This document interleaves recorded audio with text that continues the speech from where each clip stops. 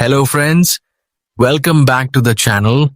If you want to keep your chat list organized or keep certain conversations away from prying eyes, today's tutorial is for you.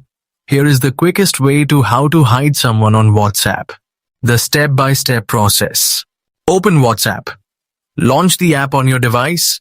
Since it's the most popular messaging platform in the world, your chat list is likely busy. Locate the contact. Scroll through your chat menu to find the specific person or group you wish to hide. Long press to select, press and hold on the chat. You will see a green check mark appear and a new menu will pop up in the top bar. Tap the archive icon. Look for the archive icon. It looks like a small box with a downward facing arrow. Tap it and the chat will instantly disappear from your main screen. Note: these chats aren't deleted. They are simply moved to the archived folder at the top of your list, keeping your main interface clean and private. If you found this guide helpful, don't forget to like, share, and subscribe for more easy tech tutorials.